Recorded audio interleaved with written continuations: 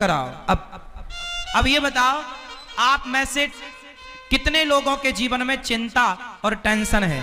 जिनके जीवन में टेंशन है, चिंता है, डिप्रेशन है, वो हाथ उठाएं। आज दूर ना कर दिया तो फिर बताना। आज जिनके टेंशन चिंता है हाथ उठाओ फटाफट। जिनके चिंता और टेंशन है, आज के आज मिटाऊंगा आपकी चिंता और टेंशन। हाथ उठा के पहले बताओ, हाथ उठा लो फास्ट। चिंता टेंशन वाले लोग उठा लिए, चलो अब नीचे करो। आज आपकी चिंता मिटा के रहूंगा, आज आपकी टेंशन मिटेगी। देखो, चिंता मिटने की बात कही, संतों का दर्शन हो गया। तो आज हम आप में से कितनों की चिंता दूर कर दें? कौन कौन चाहता है कि हम आपकी चिंता दूर कर दें? चलो कंफर्म, आज करके ही जाएंगे। अब एक काम करो, आप लोग अपना जरा ऐसे मुंह फुलाओ, ऐसे मुंह फुलाओ फास्ट। मैया फुलाओ मेरी मां। अब ठहाका लगाओ सब लोग लगाओ। अब ये बताओ कि क्या मुंह और ठहाका, मुंह फूलना और ठहाका लगना, क्या ये दोनों काम एक साथ हो सकते हैं? जोर से, क्या मुंह फूलना, ऐसे मुंह भी फूल जाए और ठहाका भी लग जाए, कि ये दोनों काम एक साथ हो सकते हैं? नहीं। तो फिर आपने अभी क्या बताया? हम भगवान पर विश्वास करते हैं, और फिर आपने कहा हमें चिंता है। अरे जिन्हें विश्वास है उन्हें चिंता किस बात की, और जिन्हें चिंता है तो विश्वास कैसा? आप गलत बोल रहे हैं। या तो आपको चिंता है या तो आपको विश्वास है, दोनों नहीं हो सकता। जैसे मुंह फुलाना और ठहाका लगाना दोनों एक साथ नहीं हो सकता, वैसे चिंता और विश्वास एक साथ नहीं हो सकता। को कोई चिंता थी क्या? जोर से। सुदामा तो केवल कृष्ण का चिंतन करते थे। सुदामा तो केवल कृष्ण का चिंतन करते थे। सुदामा, चिंतन करने की जिम्मेदारी तुम्हारी है। तुम कृष्ण का चिंतन करो। अब कृष्ण की जिम्मेदारी है कि वो तुम्हारी चिंता करेंगे। तुम खुद क्यों करते हो? आप कहते हैं हमें भगवान पर विश्वास है और कहते हो चिंता है। ना मेरी मां, जब विश्वास कर लिया तो तेरी मेरी बिगड़ी बनाना तेरा काम है, तेरी चौखट पे आना मेरा काम है, मेरी बिगड़ी बनाना तेरा काम है। प्रभु मैं तो आपका हो गया।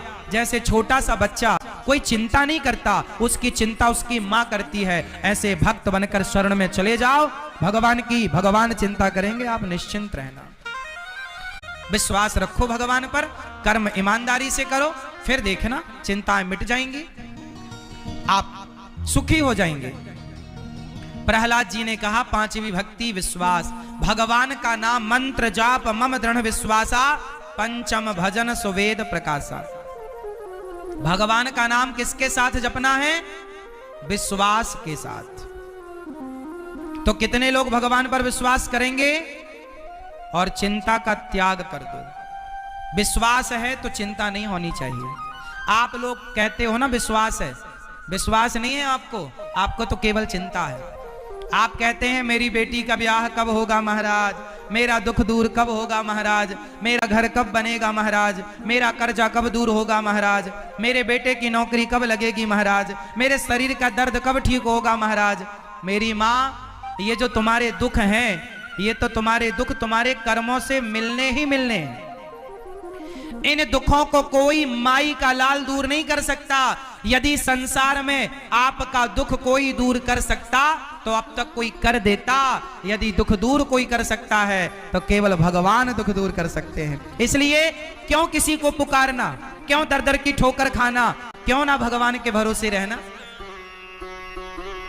आपका दुख कोई दूर नहीं कर सकता। बताओ, भीष्म पितामह भक्त है ना, पर बाणों की सैया पर लेटना पड़ा कि नहीं? हाँ या ना? अर्जुन भक्त है या नहीं? जोर से, हाँ या ना? अर्जुन भक्त हैं, लेकिन 12 साल वनवास जाना पड़ा।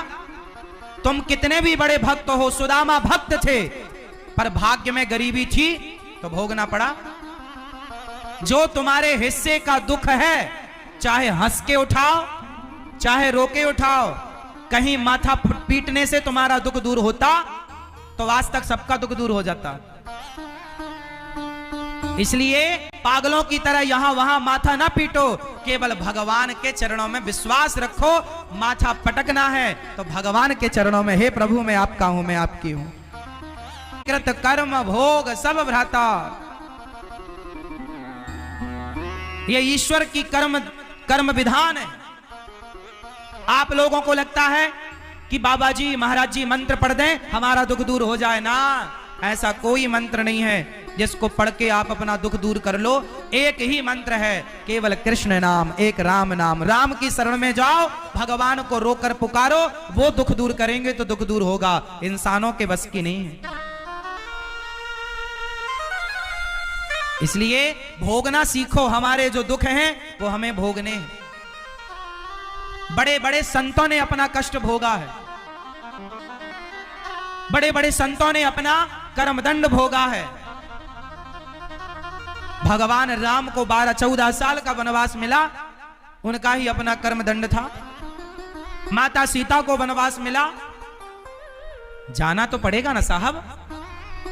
फिर अच्छा ये बताओ, एक छोटा सा प्रश्न आपसे मैं पूछ लूं। भगवान राम ने माता सीता को वनवास भेजा, ये सुना है आप लोगों ने? अच्छा ये बताओ, माता सीता के वनवास जाने में कारण कौन था, जिम्मेदार कौन था?